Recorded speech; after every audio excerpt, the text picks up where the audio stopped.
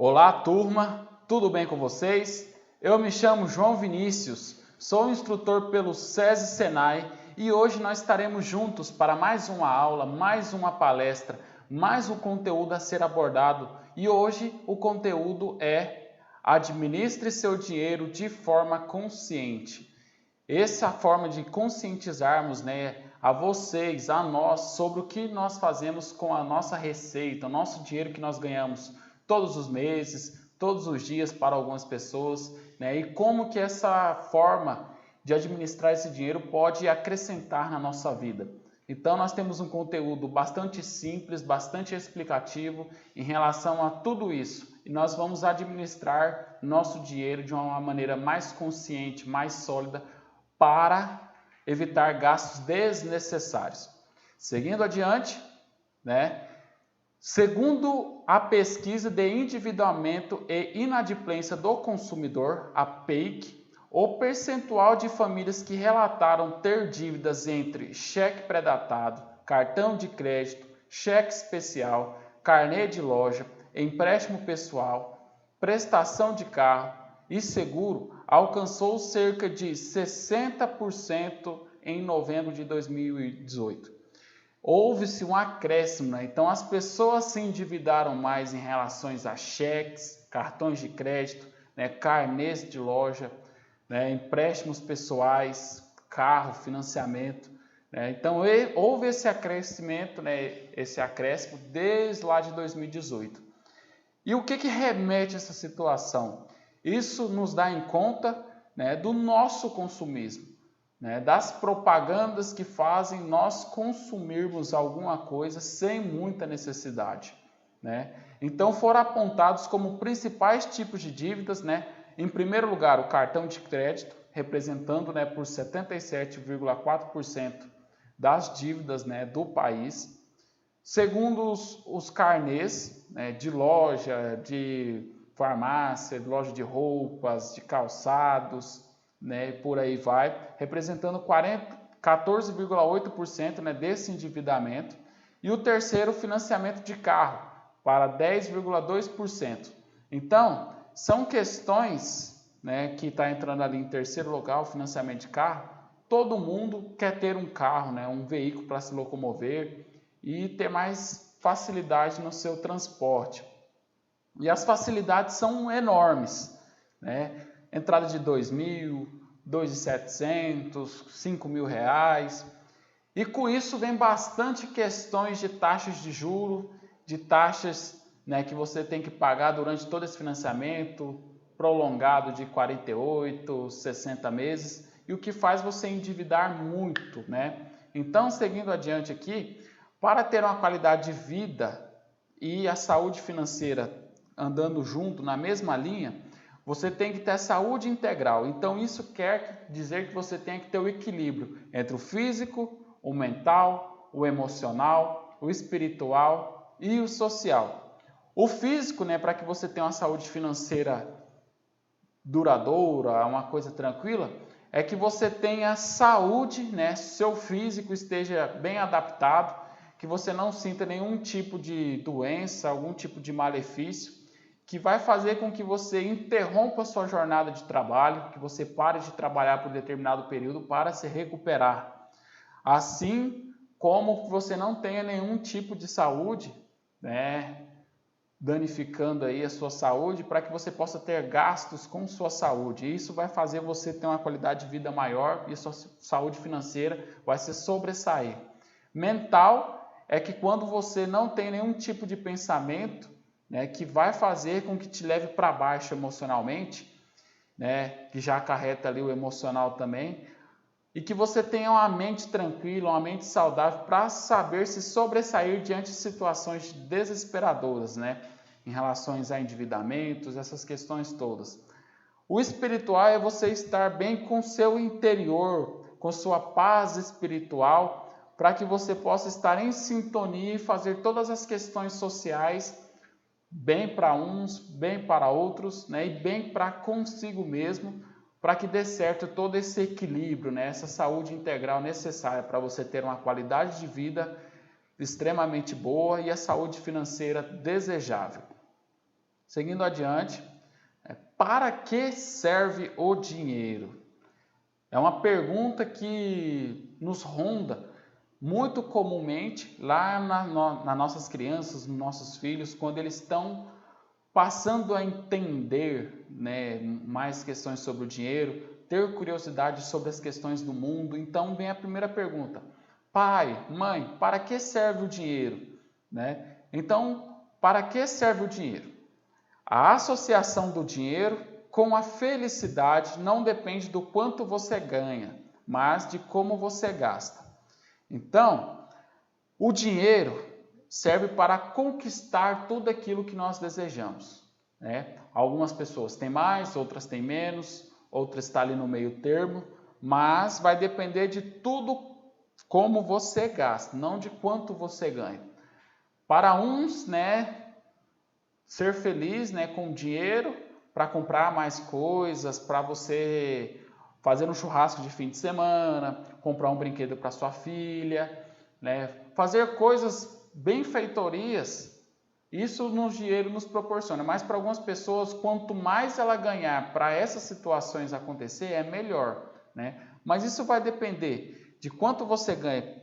Se você não tiver um planejamento financeiro, independente que você ganhe 5, 6, 10, 20 mil reais, se você não tiver um planejamento financeiro, né, de como você gasta o seu dinheiro, você não vai estar feliz. Então, a associação do dinheiro, né, para que serve, está muito direcionada à felicidade e ao quanto você gasta para se tornar feliz e à necessidade desse dinheiro. A importância do dinheiro nas relações familiares e profissionais, né? A escassez do dinheiro gera, no ambiente familiar, tensões, né? As pessoas ficam cada vez mais apreensivas, né? Quando não tem dinheiro, não sobrou no orçamento para pagar alguma dívida, para fazer algum tipo de investimento, algum aporte, né? Acusações mútuas, né? Quando você não tem dinheiro, né? As pessoas vão falar: nossa, tem dinheiro para fazer alguma coisa, mas não tem dinheiro para pagar os compromissos. Tem dinheiro para viajar, mas não tem dinheiro para comprar alguma coisa para se alimentar, né? Ou você deixou de pagar, então vai ter algumas coisas nessa questão de acusações mútuas, né? Generalizadas. Você vai ter crises tanto na sua família quanto no seu relacionamento com sua esposa ou esposo ou filhos, né? Às vezes dependendo da necessidade de alguma coisa. Vai ter conflitos, né? Isso tudo vai gerar conflitos. Você não vai se sentir confortável, vai estressar, vai alterar com sua família, com seus filhos, com sua esposa ou esposo, né? Então vai gerar bastante tensões nessas questões. No trabalho, você não vai estar contente, você não vai produzir, a sua autoestima vai estar cada vez mais baixa, né? Porque você vai estar trabalhando e o seu dinheiro não vai estar dando conta de suprir as suas necessidades, você vai ter a insegurança financeira, né? Você vai olhar assim e falar assim: nossa, meu dinheiro não está sendo suficiente, né? Você vai buscar novas alternativas para buscar mais dinheiro, conseguir novos salários, né? Então vai buscar outros empregos, outras questões, vai se sentir inseguro com o seu trabalho.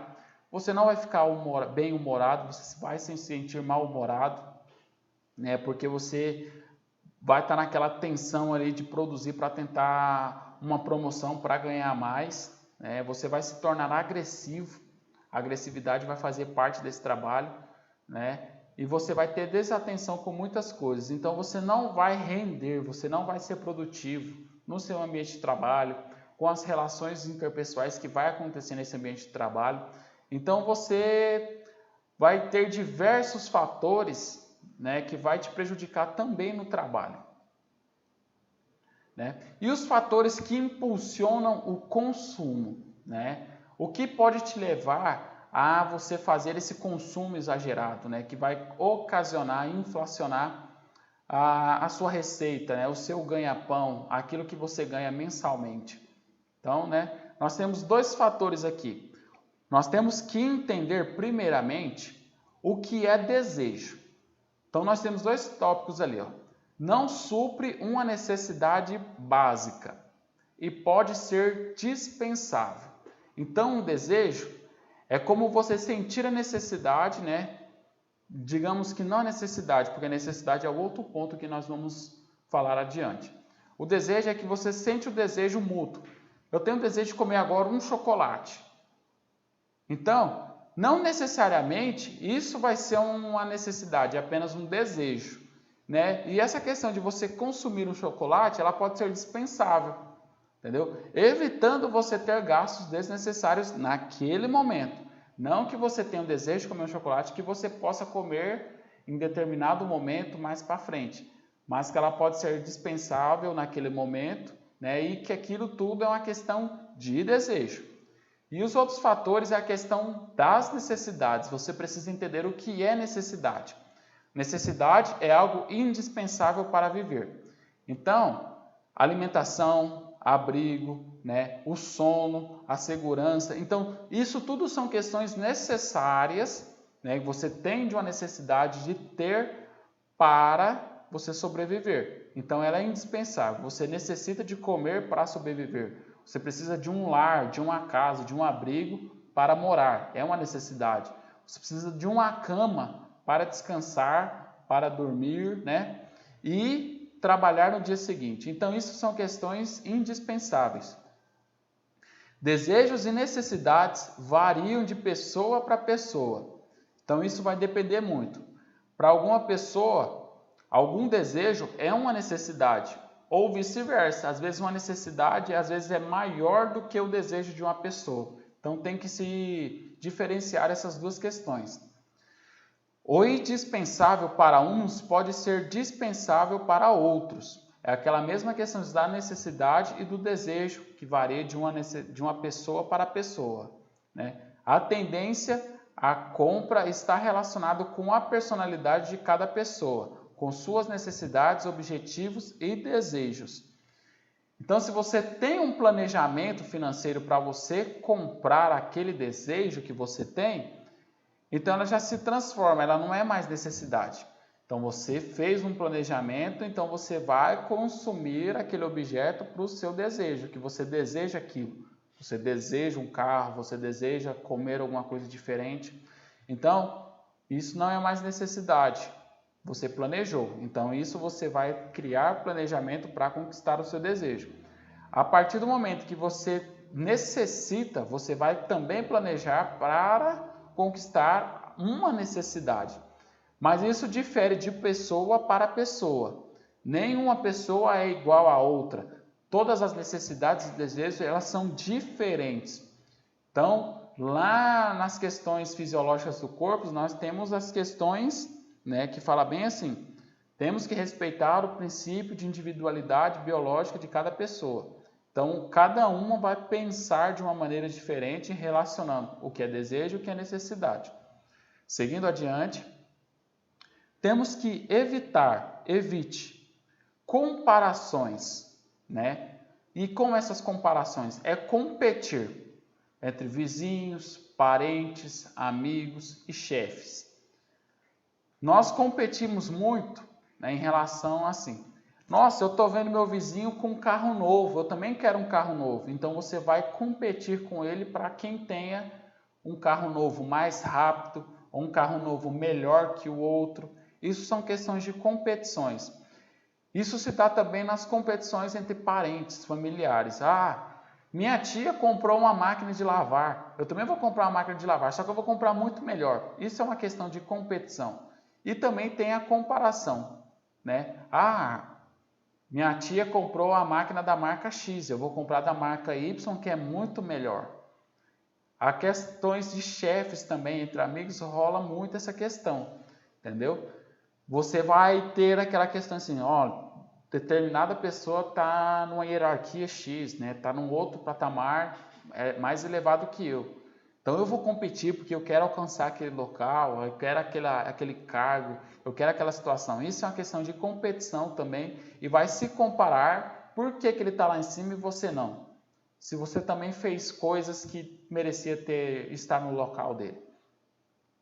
Evitar propagandas. Isso estimula desejos, cria ilusões e estimula consumo. Então, temos a imagem representativa, ilustrativa, né? promoção, liquidação, tudo em 25 vezes, tudo em 10 vezes sem juros. Isso são só questões para estimular o seu desejo, criar ilusões, né? E estimular o seu consumo. Às vezes, nem tudo que está lá em 10 vezes sem juros vai estar sem o juro realmente, certo? O juro, maioria das vezes, já está embutido naquele valor.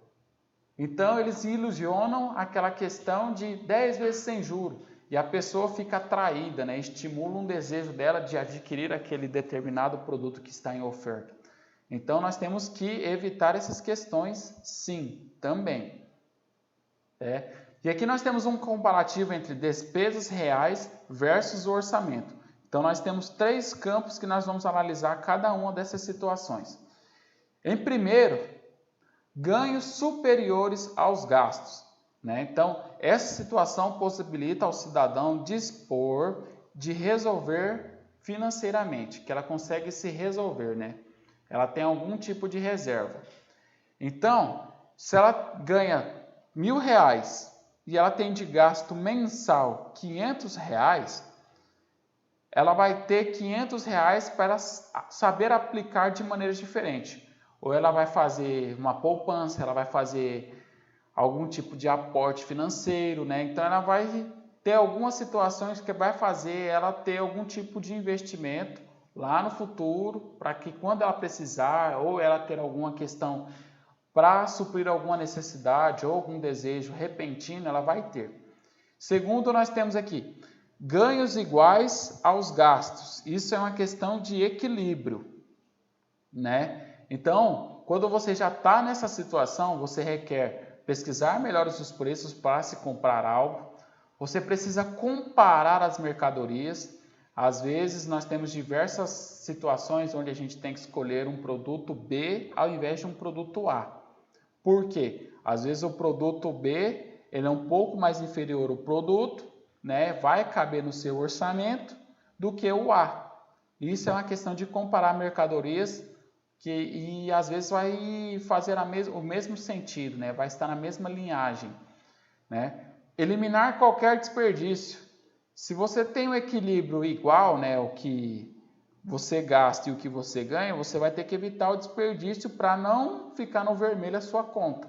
Então você vai evitar o desperdício de algum alimento que sobrou do almoço na janta, entendeu? Ou você vai evitar algum desperdício de um pacote de bolacha, que às vezes tem 2, 3 bolachas ali sobrando, né, que já murchou. Você vai evitar aquele desperdício, vai saber reaproveitar melhor. E são essas situações. Evitar crediários, empréstimos ou cheques especiais. Então, como você vai ter um equilíbrio nas suas contas, você vai evitar a fazer essas questões, né, para você ter um aporte maior mensal, né? O que seria esse aporte? É você ter uma reserva maior. Mas como que seria essa reserva maior? Através de crediários, fazendo um empréstimo, para tentar quitar outra conta. Então, você vai fazer essa questão somente aumentar, né? Fazer questões de troco, né? Então, você organizar as suas situações para que você consiga pagar determinado objeto da seguinte forma. Se aquilo que você compra custa R$50, você vai pagar com a nota de 50. Para que evite troco, vamos supor, você pague com a nota de R$100. Para que você tenha um troco, uma nota de 50. Então, notas picadas vai fazer com que você gaste, entendeu? Com coisas supérfluas, não necessárias. E isso vai fazer uma diferença lá no final do seu orçamento. Não comprar um produto ou contratar um serviço com preços abusivos ou juros altos, né? Então, você tem que analisar a compra desses objetos, desses serviços, para que você possa sair dessa cilada de juros. Então, nós vamos ver mais adiante. Quanto mais você se planejar para comprar à vista, melhor, né? Combinar o preço antes de autorizar qualquer serviço. Então é você ligar, fazer a negociação, né? Se você tem aquela questão assim, ó, para fazer determinado muro, né, uma melhoria na sua casa, não, quero fazer um muro lá do lado de casa, assim. Quanto que custa esse serviço? Ah, R$1.000, um exemplo. Não, então custa 1.000? Vamos fazer por 900? né, um desconto para mim, um desconto para ficar melhor, não fica ruim para você nem para mim, porque eu estou em só essa condição. E firmar, né, combinar os preços para que você possa sair numa questão de conforto nessa negociação, para que você não saia tão prejudicado. Seguindo adiante, ganhos inferiores aos gastos, né? Então isso é muito comum na sociedade, tanto brasileira quanto no mundo. Muitas pessoas gastam mais do que ganham. Então, isso é uma questão de planejamento financeiro. Isso mostra que você não está 100% dedicado àquela situação. Então, você tem que reduzir as despesas ou aumentar as receitas. Essa é uma alternativa muito clara, é a primeira regra, né? Então, se está muito gasto e você não está conseguindo pagar aqueles gastos, você vai ter que ir ver tudinho na sua casa, na sua empresa ou determinado lugar para reduzir essas despesas. Ou buscar alternativas para aumentar sua receita, aumentar seus ganhos para pagar essas contas, né? Fazer controle anotando e relacionando todos os gastos e todas as receitas. É você colocar uma planilha e ver na onde que está saindo esse dinheiro, né? Você controlar maior o que você vai pagar, o que você vai ter de receita, né? Da onde que vai ter aquelas situações que você pode se sobressair. Evitar comparações com outras pessoas. Isso nós já falamos anteriormente. Cada pessoa é cada pessoa, nenhuma é igual à outra. Então não compare a sua renda com a renda de outra pessoa, entendeu?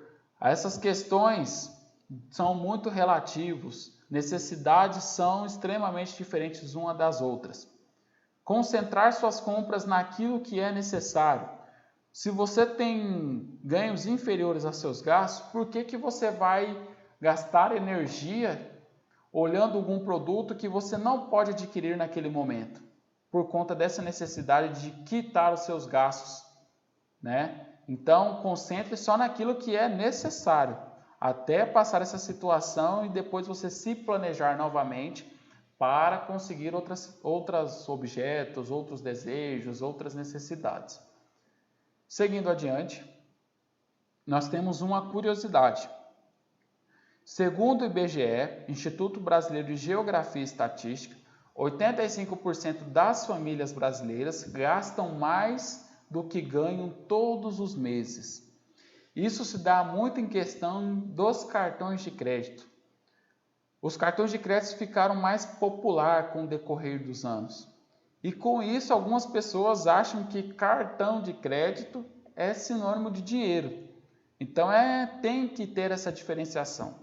Cartão de crédito é somente, entre aspas, um empréstimo para você conseguir aquilo que você está desejando naquele momento, ou tendo algum tipo de necessidade, mas que você vai ter que pagar. Às vezes, as pessoas compram e não fazem esse balanceamento, esse equilíbrio financeiro, de consultar a sua agenda e ver se o que você quer comprar, você vai ter o dinheiro para pagar. E com isso, vai tornando as pessoas brasileiras, né, cada vez mais endividadas. Então aqui nós temos os tipos de consumidores. Então nós temos 4 tipos de consumidores. E quais seriam elas? Nós temos primeiro o consumista. O consumista, ele compra por impulso. Ele chega lá na loja, eu quero aquilo ali, acha interessante, vai e compra. Ele está comprando por impulso. Nem sempre a compra é necessária, porque ele está comprando por impulso. Ele gostou daquele objeto, né, daquele mantimento, ele vai comprar por impulso. Às vezes nem faz necessário aquilo aqui, nem é necessário. Acumula coisas inúteis que pouco usará. Um exemplo, ele está andando, uma mulher está andando na rua, no centro da cidade, vê uma loja, compra um sapato. Em determinada semana, em determinado mês. Compra o sapato, usa o sapato 2, 3 vezes, ele vai outro mês lá no centro da cidade, nas ruas, pagar algumas contas, passa na loja, tem um lançamento diferente, ela vai e compra outro sapato. E nem terminou a vida útil daquele sapato anterior que ela comprou no mês anterior, né? Então, isso é ato de consumista. E imita os outros, né? Ela sente a necessidade da ambição de copiar as pessoas e comprar.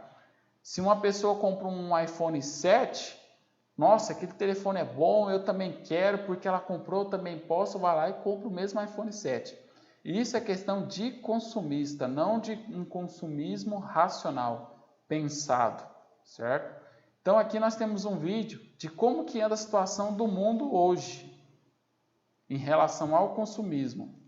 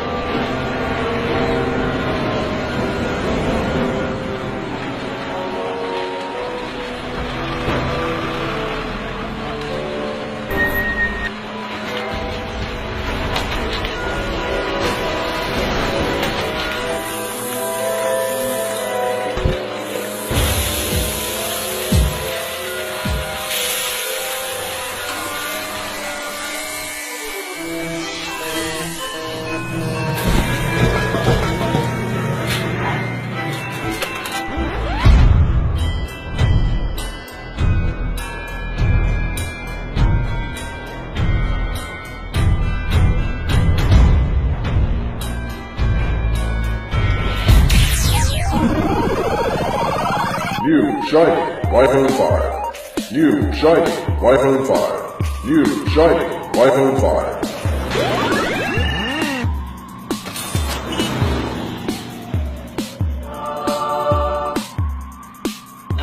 The new iPhone 6. Get yours today.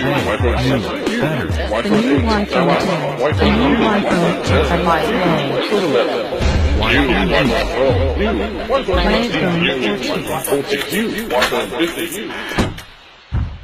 New iPhone 16. Buy it today.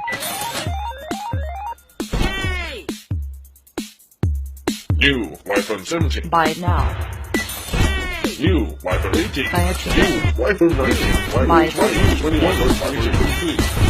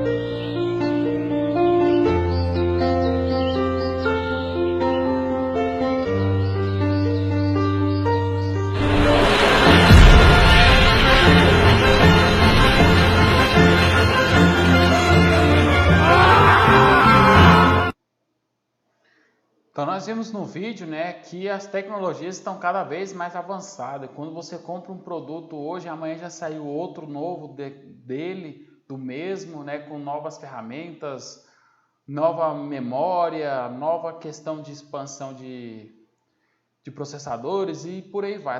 A tecnologia está muito abundante. E isso faz com que cada vez mais as pessoas entrem no mundo do consumismo, né? Consomem cada vez mais e acaba esquecendo das pessoas, né? Da conversa presencial, da conversa afetiva ali, porque nós estamos todos inseridos no meio tecnológico. Seguindo adiante, nós temos o tipo de consumidor, né, consciente. Ele não compra tudo que vê e o que quer. Então ele já é mais racional. Ele pode ver tudo, mas ele não compra aquilo que ele não quer. Ele já é bem específico, bem objetivo naquilo que ele quer. Planeja seus gastos, reflete e prioriza antes de comprar. Ele planeja toda a situação, todo o planejamento mensal de como que ele vai fazer as divisões, ele vai comparar, né, se aquilo que ele está comprando é realmente necessário ou se a tecnologia dele que ele tem, né, o celular, um exemplo, ainda atende às necessidades dele. Então ele vai fazer uma compra bem racional, ele vai ser consciente naquilo que ele está comprando. Pesquisa preço e compra de acordo com as suas possibilidades, né? Então ele vai comprar de acordo com a necessidade dele, com a realidade. Conhece e defende seus direitos. Então ele vai ler todas as questões de leis e normas em relação ao consumidor na hora de fazer uma compra, né, para ver qual é a situação que ele está protegido em relação a futuros danos ou algumas perdas, né, e exige qualidade do produto. Então se ele vai comprar alguma coisa mais cara, algum objeto mais caro, ele vai exigir certamente maior qualidade. Ele não vai só estar comprando pelo preço, mas pela qualidade. Ele vai exigir qualidade naquele objeto. O alienado. O consumidor alienado, ele não conhece os seus direitos. Ele sai simplesmente comprando, não sabe se na hora da compra ele vai estar adquirindo uma taxa de juro maior, se ele vai estar comprando outra situação, né, de pacote de seguro ou que vai deixar mais caro o produto e vai agregar mais valores, né? Não tanto assim quanto deveria. Não pesquisa preço, ele vai comprar situações, é aquilo ali pronto, ele vai comprar um celular, é aquele celular que ele gostou, é aquele pronto, ele vai efetuar a compra. Não tem objetivos definidos, ele sai comprando aleatoriamente igual o consumista, né? Então, assim, se ele precisa de algum objeto, ele vai comprar aquele objeto. Às vezes aquele objeto que ele comprou não vai atender determinada demanda, ele vai ter que comprar outro para atender aquela questão que ele precisa. Ele não vai avaliar o produto no geral, ele vai ser alienado, ele vai ter somente aquela visão ali que ele precisa e pronto, e mais nada. E temos o tipo de consumidores compulsivos. O que seria esse? Ele gasta desordenadamente, ele não tem um equilíbrio, ele não tem um balanço, ele não faz comparações de preço, ele sente a necessidade de comprar, vai lá e compra. Está sempre com dívidas, ele não vai ter um planejamento financeiro para ter uma reserva e sobrar a receita dele mensal, né? Compra para preencher ou compensar decepções frustradas. Se uma pessoa deixou ele triste, ele teve uma decepção amorosa, ou ele teve uma decepção no trabalho, ele vai lá e compra alguma coisa para compensar essa frustração, né? É dependente do consumo e não admite que tem um problema.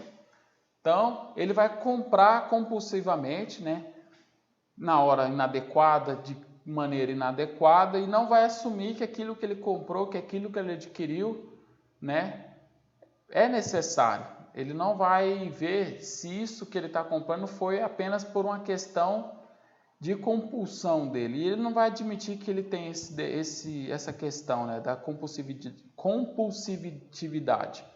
Então, ele não vai estar 100% satisfeito com aquela situação. E ele não vai aceitar que as pessoas falem que ele é compulsivo quanto a isso, né? há tratamento para o consumidor compulsivo, pois essas compulsões podem se transformar em doença e oniomania. Então isso pode ser corrente. Então não pode ser uma questão normal. Então tem tratamento para isso. Basta ela buscar ajuda. Então para isso nós temos psicólogos, temos terapeutas que vai fazer esse tratamento dessa compulsão, né, melhorar diante de um tipo de consumidor dessa situação. Adiante que temos o equilíbrio financeiro da família. Isso é primordial, né? Então, um sintoma de desequilíbrio. Poupar com sabedoria é gastar com prudência. Aqui nós temos na balança, né, de um lado renda, que é a receita que ela tem, é a renda que ela ganha mensalmente ou semanalmente, como preferir. E do outro lado da balança nós temos os gastos, que são as despesas, né? Então o orçamento familiar é sobressaído dessa forma. Composição entre o dinheiro que entra, que é a receita, e o que sai, que é a despesa. Então, renda e gastos, elas têm que estar em equilíbrio, certo? Mas não supostamente, mas afirmando essa questão, suas rendas têm que ser superior aos seus gastos. Porque com a renda superior, você vai conseguir fazer qualquer tipo de investimento, você vai conseguir trabalhar melhor o seu dinheiro e seus gastos vão ser menores. Com isso, você vai conseguir aumentar toda a necessidade da sua família, entendeu? Então, se você tem condições de comprar um carro novo, né, é que sua renda está sendo maior, então você vai planejar, já que sua renda é maior, você vai conseguir colocar as despesas desse carro, né, nesses gastos mensais, né, já que sua renda é maior. Então é sempre necessário que sua renda seja maior que seus gastos, que suas despesas, mas que ela tenha um equilíbrio, entendeu? Você nunca pode ter mais despesas do que sua renda, porque senão você vai entrar em questões de frustrações e vai buscar meios de consertar essa situação e vai acabar prejudicando ainda mais, né? Então, como que a gente pode ter alguns sintomas que pode estar mostrando esse desequilíbrio financeiro? O saldo negativo no cheque especial, na hora que a gente passa o nosso cartãozinho lá no terminal de autoatendimento do banco, né, a gente vai ver que a conta está no vermelho, então não está fechando, aquilo ali já é um sintoma. O cheque está sem fundo, quando você não tem dinheiro para pagar aquele cheque, a pessoa vai depositar, não tem o dinheiro, o cheque volta, né? A perda de crédito, na onde você vai fazer algum tipo de crediário, algum local, você não tem mais crédito para aquela situação, as pessoas não te veem mais como um bom pagador, então isso já está tornando um desequilíbrio, né, financeiro. Seu nome já está no Serasa, né, que são os nomes onde sobe para uma empresa que vai fazer administração e vai sujar seu nome, tecnicamente dito, né, sujar o seu CPF em relação à dívida, onde eles vão te obrigar cada vez mais a quitar essa dívida e que o Serasa vai fazer com que você perca o crédito na praça, né, com todos os outros fornecedores de produtos para você. Você vai ter problemas no trabalho, como nós dissemos lá anteriormente, né, você não vai produzir. Você vai ter desavenças familiares, que as pessoas vão perguntar: pai, eu preciso de dinheiro, mãe, eu preciso de dinheiro para comprar algum material escolar, para pagar alguma conta, sua esposa vai perguntar. Então, mas trabalha, não tem dinheiro, está sempre faltando. Então vai ter essas desavenças, né, com todos, entre no trabalho, amigos. Você vai se sentir envergonhado por querer alguma coisa e não poder consumir diante da sua família, diante das pessoas do mundo, né, amigos, colegas, de querer estar presente em um churrasco, mas não poder ir, né, porque não tem o dinheiro para ajudar na cota, né? Então isso são todas questões de desequilíbrio, né? E sua baixa autoestima vai cair.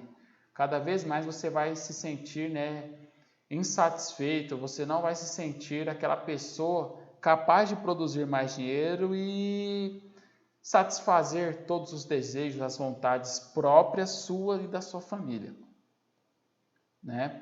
Então, o equilíbrio financeiro aqui a gente difere de várias formas. Então aqui de um lado, né, a gente tem grupos de gastos. Então a gente tem aqui, né, para ter metas possíveis, pense em um modelo de meta ideal, em porcentagem. Então você vai ter que ter ali um exemplo de 70% de gastos correntes. O que seriam esses gastos correntes? Água, energia, supermercado, boletos, cartão de crédito, né? Mas você tem que ter um grupo onde você vai ter um 10% daquela receita daquele mês, ou semana, ou anual, né? Para lazer, 10% para poupança, 10% para previdência complementar. Então você vai ter que equilibrar as suas receitas para que você possa ter os gastos correntes mensais e que você possa também usufruir do seu dinheiro que você ganhou, que você possa investir em você mesmo, fazendo lazer, uma viagem, comendo alguma pizza, alguma coisa nesse sentido, investindo talvez ele, né, para que você possa também usufruir desse dinheiro. Ou aqui nós temos de outra maneira, né, representando aqui, 30% do que eu ganhei nesse mês vai para moradia, financiamentos, né, aluguéis, ou 25% desse dinheiro que eu ganhei a gente vai aplicar em alimentação, a gente vai fazer alguma comprar determinados mantimentos, né? Você vai colocar 15% para o transporte, que é combustível, ou táxi, ou Uber, né? 12% a gente vai fazer uma reserva para a saúde, né? Que nós vamos fazer um aporte para caso venha algum problema de saúde futuro, um imprevisível, né?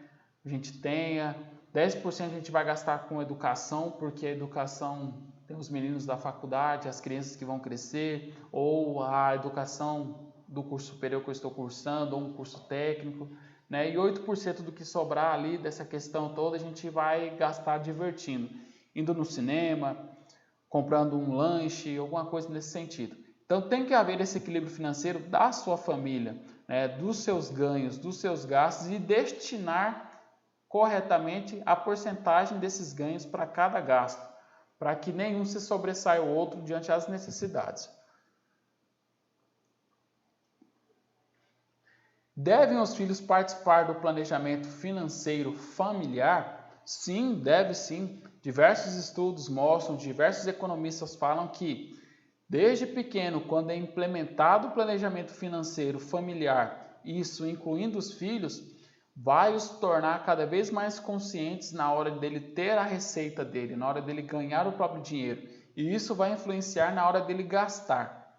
Então, você lá a partir dos 3 anos, filho, nós vamos lá no mercado, você tem R$1 para comprar o que quiser. E chega lá no mercado, você mostra o valor dos produtos, né, e os produtos que custam R$1 para ele ter a ciência daquela questão. Então, é importante sim incluir os filhos no planejamento familiar para que eles já possam ter tomadas de decisões desde pequenas, né? E ir aprendendo com o mundo globalizado, né? Como fazer um planejamento financeiro familiar? Essa é aquela questão. Muitas pessoas só pegam o dinheiro que ganha, né? A receita que ganha mensal e já aplica naquilo que é de despesa corrente. E não tem um planejamento. Então aqui nós temos uma ideia, né, de como que nós possamos fazer um planejamento financeiro adequado. Então nós temos um ponto A, fixe metas. Aonde você quer chegar daqui 1 ano, daqui 3 anos, daqui 5 anos. Planejamentos a curto, médio e longo prazo. E definir também quais são seus sonhos. Daqui 3 anos eu quero ter umas férias na praia. Então, que você faça um planejamento de que você vai ter uma reserva financeira, guardar dinheiro para que daqui 3 anos você tenha as férias na praia tão desejada, né, através de um resort ou uma viagem simples, mas que você vai realizar seu sonho.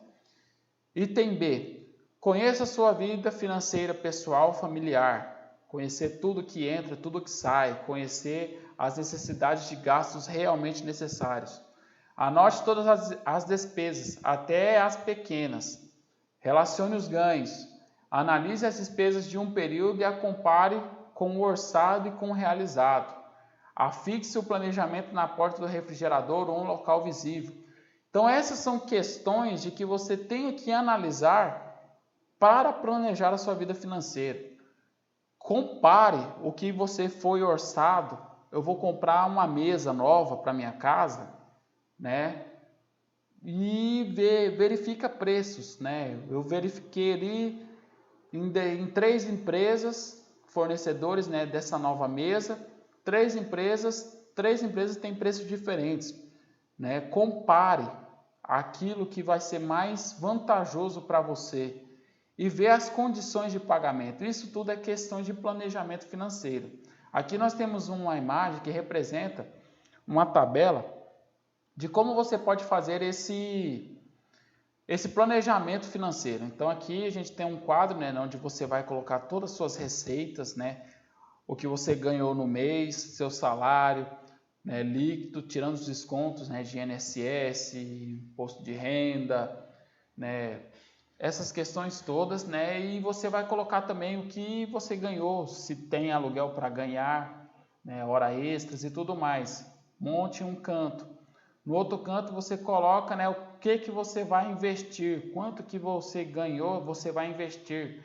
Do outro lado, todas as despesas correntes, né, com alimentação, com transporte, com cartões de crédito, IPVA, com os gastos eventuais como cinema. E você vai ter um valor. No total, você vai subtrair, né, aquilo que você tem com aquilo que você teve de despesa.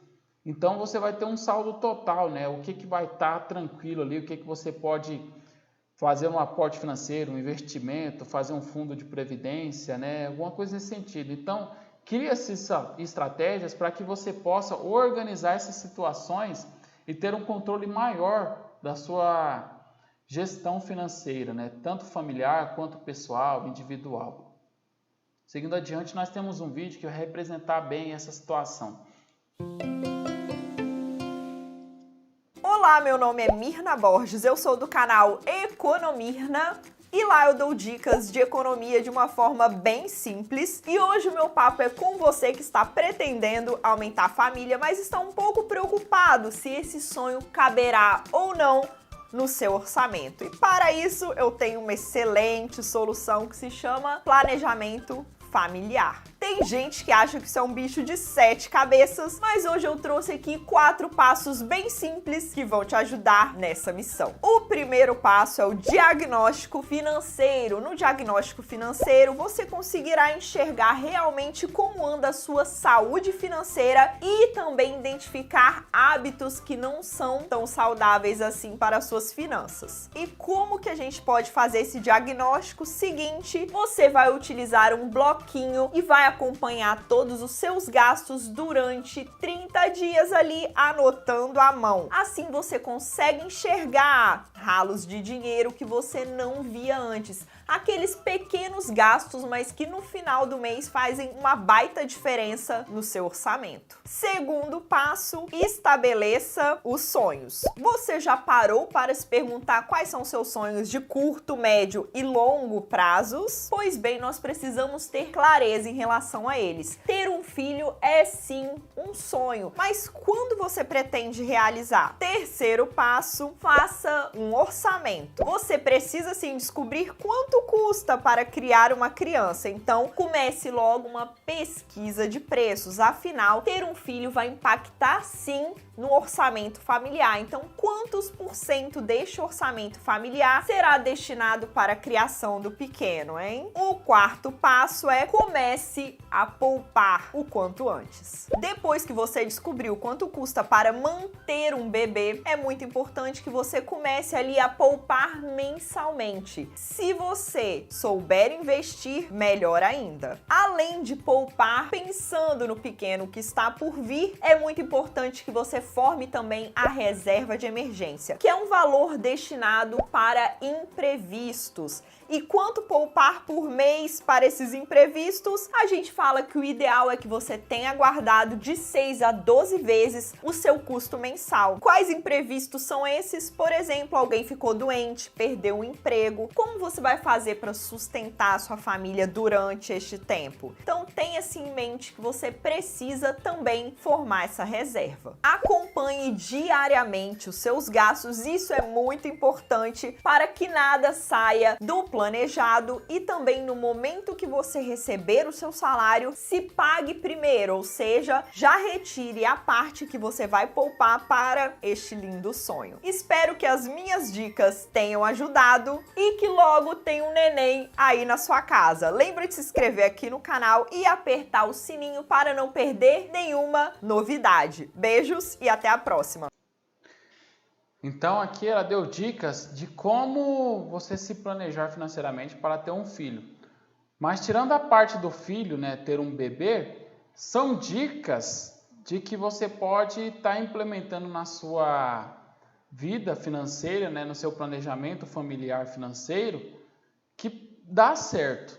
É só tirar a questão do filho, mas são dicas de poupar, saldos de emergência, né, você fazer estudos, né, de como você fazer investimentos. Então é bastante interessante esse vídeo também. Adiante, né? Situações de risco que podem fazer você gastar um pouco mais. Então aqui nós temos passeios, festas, presentes, final de ano, férias. São questões que fazem você gastar descontroladamente, entendeu? Então isso são situações de risco que você deve ligar a sua setinha de alerta aí para não gastar de maneira inadequada. E uma atenção redobrada com o 13º salário, use de forma moderada, né? Então o 13º salário ele pode ser utilizado tanto para pagar algumas dívidas quanto para você fazer uma reserva financeira. Então assim, se você tem um 13º salário, muitas pessoas utilizam desse 13º salário para passeios, festas, presentes, mas ele poderia ser aproveitado de uma maneira muito melhor. Salário, antecipação mais férias adicional, isso é um problema. Muitas pessoas confundem que ao sair de férias, elas estão recebendo as férias, mas na verdade é um salário antecipado.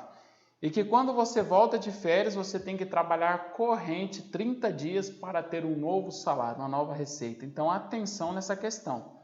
Janeiro e fevereiro, pagamento de tributos, uniformes, materiais escolares, matrícula escolar, são questões que você deve analisar melhor esses meses. Então, é uma atenção que você deve ter lá no seu 13º salário e guardar ele para esses gastos desse janeiro e desse fevereiro, que são as épocas onde algumas pessoas têm que declarar imposto de renda, têm que comprar o uniforme dos seus filhos para a escola, material escolar, né, matrícula de escola, taxas de matrícula, alguma coisa nesse sentido. Então, essas são situações de risco que você deve ter um pouquinho de atenção para não cair numa malha fina, numa saia justa com o seu orçamento.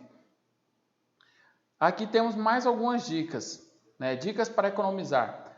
Passe as roupas de uma vez só. Você passando roupas de uma vez só, você vai evitar ligar o ferro de passar em determinados momentos. Então, a cada ligada desse ferro vai ser um gasto de energia a mais. Então, passe roupas de uma vez só, né? Evite acender lâmpadas durante o dia. Se nós já temos o dia, né? O local já é bem iluminado. Então, para que vamos acender luz? Só se o ambiente que você vai adentrar esteja muito escuro. Então, lâmpadas, né, consomem energia e energia custa dinheiro, né? Feche as torneiras durante as tarefas domésticas e higiene pessoal. A mesma situação da questão da energia. A água custa dinheiro, então vamos poupar água. Vai ser melhor para você e melhor para o nosso meio ambiente. Use de forma racional o telefone. Então, hoje é muito comum internet no telefone. Então, quando acaba essa internet, automaticamente a operadora disponibiliza a internet ali e você vai usando. No final do mês chega a conta lá, 200, 300 reais de internet. Então, use de forma racional o telefone. Faça uma lista para comprar somente o necessário. Muitas pessoas acham metódico, né? Acham bizarrice ir no supermercado com a lista, né? Vou comprar arroz, feijão, açúcar, macarrão, carne, são exemplos, é claro. Mas É muito necessário essas listas justamente para você poupar. Quando você chega num supermercado aleatoriamente, você compra tudo de maneira compulsiva e isso gera gasto. Pesquise preço de um comércio para o outro, né? Procure produtos sempre em oferta. Produtos em oferta, eles vão ter desconto, então isso vai fazer com que você poupe dinheiro. E os prazos de pagamento, quando você vai adquirir um produto maior, são facilitados. Então procure produtos em oferta. Compre frutas e legumes da época. Exemplo, nós temos a época da manga, a época do piqui, a época da mandioca e por aí vai. Então, são produtos que na época eles vão estar com preço reduzido. Então, você vai consumir bastante questões dessas frutas, hortaliças e legumes com preço mais acessível do que você comprar fora de época. Uma manga, você consumir nela lá no período da seca, digamos assim. O preço dessa manga que você vai comprar, ela vai estar caro, então vai ter um custo maior. Isso vai sair do orçamento. Não vá ao supermercado com fome. Quando você vai no supermercado com fome, o seu lado consumista compulsivo vai aflorar. Então você vai comprar bastante guloseimas. Departamento de padaria, você vai comprar pães doces de qualquer forma. E isso vai gerar gastos desnecessários. Então atenção para essas situações, né? Algumas dicas que podem aumentar a sua receita, sua renda, é fazer atividades, né, que vai participar do seu domínio, né, de questões que você domina fazer fora do seu trabalho, né, que é sua prioridade e que vai aumentar a sua renda. É fazer bicos de costura, cuidar de crianças e idosos, fazer artesanato, tricô, crochê, cuidar do jardim de algum vizinho, de alguma outra pessoa, né? Realizar alguns serviços de pintura, alguns reparos elétricos, hidráulicos também, consertar algum tipo de eletrodoméstico, de algum objeto, né? Ministrar algumas aulas. Isso são algumas ideias de fonte de rendas fora do seu trabalho, né? Do seu serviço prioritário. Isso vai fazer com que você aumente a sua renda, aumente a sua receita. E isso é muito importante. Muitas pessoas necessitam de ter de mais uma fonte de renda extra para complementar a renda principal. Então isso não é vergonha. Então, quanto mais você buscar meios para aumentar a sua renda, maior serão seus benefícios. Então, estimule-as. Dicas na hora de pagar. Sempre analise qual a melhor forma de pagamento, se será à vista ou a prazo. Às vezes à vista sai bem mais em conta do que a prazo. Às vezes a prazo você consegue parcelar aquela compra à vista sem ter alterações de valores. Então às vezes cabe melhor o seu orçamento. Então analise bem essa situação.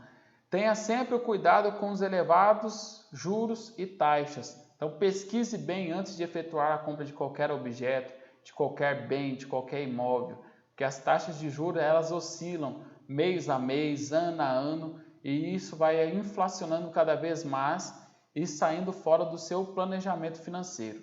Aqui nós temos um exemplo de uma tabela de um financiamento de um veículo de R$20.000, né? Aqui nós temos o parcelamento em 12 meses, né? Financiando o veículo ali em torno de 23 mil. Isso custa o veículo, né? O valor atual dele. Em 12 meses, as parcelas vão sair em R$ 1.935,9 centavos, um total de R$ 23.221. Então, como é um financiamento, sempre requer uma entrada, justamente para previsionizar o seu aporte, né? Fazer a previsão e dar como crédito, né? Em relação ao seu financiamento. O custo final desse veículo aqui, ó, de 23 mil vai sair 28 mil reais. Olha o tanto que esse veículo, né, de 20 mil financiado a 48 vezes, quanto que ele vai sair. Então essas questões é de serem estudadas, como que você vai fazer o financiamento, como que você vai comprar alguma coisa, né? Então é estudar bem, lembrando que a melhor compra, né, é aquela que você compra à vista e não a prazo. Então, à vista você tem maiores descontos e a prazo você vai estar jogando dinheiro no ralo. Atenção para essa situação, né? Aprenda a calcular juros, né? Tudo que nós compramos, tudo que nós adquirimos tem juros, então temos que aprender a calcular juros. Aqui temos um vídeo que vai demonstrar bem calcular juros simples. Olá, matemática financeira. Eu sou o professor Flávio Moita. Se você ainda não for inscrito no canal, se inscreva para acompanhar nossas próximas postagens. Antes de darmos continuidade aqui no vídeo, eu gostaria de lhe pedir que você deixe o seu like, assim você nos ajuda a divulgar esse vídeo para mais gente. Vamos supor então que você queira calcular a taxa de juros simples de uma operação de investimento, por exemplo. Vamos supor a seguinte situação. Você aplicou R$2.000 e depois de 12 meses você resgatou R$2.600. Tudo isso no sistema de juros simples, utilizando o sistema de juros simples. Qual a taxa mensal de juros dessa aplicação? Logicamente a taxa mensal simples, a taxa simples. Para a gente fazer esse cálculo, a gente precisa utilizar a fórmula para calcular a taxa de juros simples, que é a taxa é igual ao valor dos juros dividido pelo capital vezes o tempo. Vamos então identificar os elementos aqui dessa fórmula. Primeiro, o capital. O que vem a ser a capital? É o valor aplicado, que no nosso caso aqui, o capital vai ser exatamente R$2.000. O tempo, que a gente também chama de N, tá certo? O capital a gente chama de C, tempo de N, é o número de meses, no caso aqui vão ser meses, que é exatamente 12 meses, então N igual a 12. E os juros? O que vem a ser os juros? Os juros é igual ao montante menos o capital. O capital nós já sabemos qual é, que foi R$2.000. O que vem a ser o montante? O montante é o valor resgatado, que no caso aqui vai ser 2.600. Então, o valor dos juros vai ser igual a 2.600, que é o montante, menos 2.000, que é o capital. 2.600 menos 2.000 dá 600. R$600 então vai ser o valor dos juros dessa aplicação. Vamos então agora substituir esses valores na fórmula para a gente encontrar a taxa de juros simples. Então a gente vai ter o valor dos juros, que é 600 reais, dividido pela multiplicação entre o capital, que é 2.000, vezes o tempo, que são 12 meses, vezes 12. Isso daqui vai ser igual a 600 dividido por 2.000 vezes 12 dá 24.000. 24.000, então vou dividir 600 por 24.000 e aí eu encontro a taxa de juros simples mensal. Eu vou usar aqui para fazer esse cálculo a calculadora do próprio Windows. Então 600 dividido por 24.000 vai dar igual a 0,025. A taxa de juros então é 0,025 que? Ao mês, A.M. Então é uma taxa mensal. Essa é uma das formas de se apresentar a taxa, mas normalmente se apresenta essa taxa também no formato percentual. Para isso basta a gente multiplicar por 100. 0,025 vezes 100 vai dar 2,5% ao mês. Então, a taxa de 2,5% ao mês é a taxa que vai fazer com que um capital de 2.000 se transforme em 2.600 após 12 meses no regime de juros simples. E aí a gente resolve exatamente esse problema. Muito simples, não é? Antes da gente finalizar esse vídeo, eu gostaria de lhe pedir para você deixar o seu... Então nós vimos ali a questão simples de calcular o juro em relação a um produto que não mostra o valor do juro, né? Então ali tem várias formas, outros vídeos no YouTube que vai demonstrar essa situação, juros compostos, né? Então cabe à nossa curiosidade, ao nosso entendimento, a nós reservarmos um momento para fazer nosso aporte financeiro, né? Nosso planejamento financeiro em relação a isso. Então como sair do vermelho? Então, como sair do vermelho? Ao perceber que está endividado, não se desespere. O desespero vai gerar você fazer coisas irracionais. Então, né, que vai tomar decisões que não vai ser propícias, né? Então você tem que manter a calma. Seja paciente, pois a solução não é imediata. A solução, né, do vermelho é com o tempo. É você fazer as negociações, né, renegociando suas dívidas, que vai fazer você sair do vermelho, e isso com o tempo, dentro de 6 meses, 1 ano. Isso vai depender da sua negociação e de como que você vai trabalhar. Analise as situações e estabeleça um plano para corrigi-las. Então você vai ter que olhar a situação e ver onde está tendo ralo de dinheiro saindo para fechar aquele ralo, para sobrar mais reserva para você ir quitando as suas contas, né? E fuja de agiotas. Agiotas, a taxa de juros deles é tremenda, é muito alta. Para só uma troca simples de cheque, de dinheiro, de empréstimos, né? Sabendo que você pode fazer as questões com o banco, né? Então, nós temos bancos online, digitais, né? Que não cobra nenhum tipo de taxa. Eu vou citar um exemplo aqui para vocês de um agiota. Tinha uma pessoa, né? Eu conheço uma pessoa que o salário dela mensal é com cheque, né? A empresa paga para ele em cheque. E ele tem que descontar esse cheque para ter o dinheiro físico em mãos. E ele aciona um agiota para fazer o descontamento desse cheque. O agiota troca o dinheiro, passa o dinheiro para ele e ele entrega o cheque para o agiota. O agiota cobra em reais, R$30 por troca de cheque. Então, se a gente analisar R$30, né? Todo mês ele fazendo uma troca de R$30 de cheque para dinheiro. No ano, quanto que ele não gastou fazendo em troca de cheque? Entendeu? 10 meses vai dar R$300. No ano, mais 2 meses, vai dar R$260 que ele gastou só com a agiota fazendo troca de cheque. Isso cada troca de cheque a R$30. Agora R$260 por mês, por ano, aliás, R$260 por ano. Você consegue pagar o boleto, fazer uma compra de algum outro mantimento, de algum outro objeto, né? Investir R$260, que pode trazer retornos, né, a longo prazo muito maiores. Então é só questão de pensar e analisar a situação. Às vezes a pressa é inimiga da perfeição. Se você quer um dinheiro muito rápido, né, nessa questão aí, que esse exemplo que eu citei dessa história, se ele pegasse esse cheque, depositasse no banco, o banco levaria de 24 horas a 48 para compensar esse cheque, ele teria o dinheiro na conta sem pagar nenhuma taxa, né, de agiota de R$30, ele poderia sacar normalmente o dinheiro.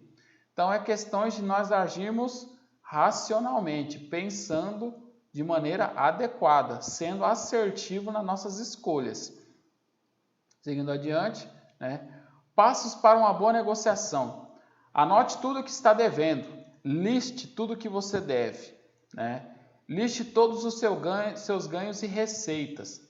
Lista tudo aquilo que você ganha, suas receitas, tudo.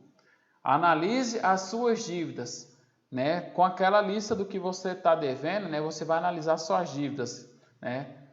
Conheça seus credores, quem você está devendo, se é banco, se é financeira, se é pessoas, né? Tudo isso faz parte da negociação, porque num banco você consegue negociar, numa financeira consegue renegociar todas essas situações, às vezes até com taxa de juros melhores. Procure diretamente os credores de suas dívidas, negocie direto com eles. Não negocie através de intermediários, que às vezes você pode estar sendo lesado. Então é bastante interessante você negociar direto com eles. Mostrar, né? Já vá com planejamento, né? Que aquilo vai entrar. Bancos e financeiras estão 100% flexíveis. Então, porque aquele aporte daquele empréstimo que ele fez para você, ele quer receber de volta. Mas se você já for com um planejamento para ele, ó, consigo fazer assim, dessa forma, eles vão ser flexíveis e vai atender a sua necessidade, certo? Para que você possa sair da situação do vermelho. Negocie pagamentos em parcelas dentro de suas possibilidades. Não coloque valores de parcela exorbitantes para que vai sair daquele rendimento seu. Renegocie juros e multas praticados. Se você está bastante insatisfeito com as taxas de juros, ligue para o banco ou financeiras e renegocie. Não estou dando conta de pagar, eu quero pagar, mas está muito alto. O que vocês podem fazer para melhorar essa situação? Então tente negociar, traga tudo isso para o seu lado, né, para que seja benéfico para você e para a parte que você está negociando. Tente trocar uma dívida com taxa de juros elevada por outra taxa de juros menor. Entendeu? Então, se você vai comprar algum objeto, a taxa de juros daquele objeto em algum lugar está alta e no outro está baixa, troque o fornecedor, troque o local onde você vai comprar. Tenha amor próprio no seu dinheiro, né? Porque dinheiro, quanto mais você coloca, mais você tem dispersões em taxas de juros, né? Taxas elevadas, mais é uma válvula de escape, né? Mais aumenta o ralo de seu dinheiro ir embora. Aqui nós temos a ideia que nós já vimos lá nas aulas anteriores, nas palestras anteriores, consumo consciente do dinheiro e do crédito, né? Então nós temos aqui que reutilizar, reciclar, repensar, reduzir. Todos esses 4 R's aqui são necessários para você reutilizar materiais, equipamentos, objetos, né? Para que vai evitar que você tenha algum tipo de gasto. Recicle. Vamos dar um exemplo de que você tome aquela questão de uma cerveja, final de semana, você toma uma cerveja em lata. Pega a lata lá que você ia descartar no lixo, né? Recicle. Pegue ela e revenda por um local adequado. Você vai estar gerando a fonte de renda, por mínimo que seja, mais você vai estar aumentando a sua receita, né? E você vai estar reciclando. Repense nos seus gastos, nos seus atos, nas coisas que você vai fazer para não gerar nenhum tipo de dano, né? E reduza tudo aquilo que é desnecessário. Reduza compras desnecessárias com gastos supérfluos. Então esses 4 R's, né, juntando com 5 R's lá das aulas anteriores, vai fazer que você tenha uma consciência maior do seu dinheiro e do seu crédito, né? O que um consumidor consciente pode fazer no seu dia a dia, né? Evitar mercadorias com muitas embalagens, levar a própria sacola para fazer compras, né? Desligar o monitor, a luz e o ar-condicionado, programar a impressora para rascunho rápido, usar a vassoura e não a mangueira para limpar uma calçada, evitar o uso de um copo descartável. Então, temos diversos fatores que a gente vai fazer o consumidor consciente, né? Se toda vez que você pegar um copo descartável e utilizar ele e descartar, quantos centavos você vai estar descartando ali? Um exemplo, se numa semana você utiliza 5 copos descartáveis, né? 1 por dia, no final da semana você teve ali, né, descartou em torno de 25 centavos que vai ser descartado, que você utilizou. Entendeu? Então assim você vai fazendo as contas, né? Agora quanto que você desperdiçaria com um copo descartável ao longo do dia se você utilizasse 5 vezes ao dia um copo diferente, né? Então são questões que você tem que ter a consciência para evitar ralos de despesa, né? Então é usar a água corretamente, desligando a torneira, fazendo reparos para que não deixe a torneira pingando. É você desligar a energia que vai estar num ambiente que não tenha ninguém, né? Que vai estar ali só consumindo energia, você desligar aquela luz. É você não fazer desperdício de alimentos. É você desligar o monitor, né? Ou a televisão da sala. Por mais que vai ter um consumo de energia menor, né? Que o Ministério do Meio Ambiente, né, requer. Recursos tecnológicos cada vez mais econômicos na hora de consumir energia. Então, assim, tem que desligar, fazer uma lista de compras. Isso são fatores de que vai fazer você mais consciente no seu dia a dia, na sua semana, né, no seu planejamento, e que vai evitar gastos desnecessários, gastos supérfluos, gastos que vai fazer uma diferença enorme lá no finalzinho lá do seu orçamento mensal. Né? E aqui nós temos uma curiosidade. Lá no artigo 49, né, do Código do Consumidor, nós temos o direito de arrependimento, né?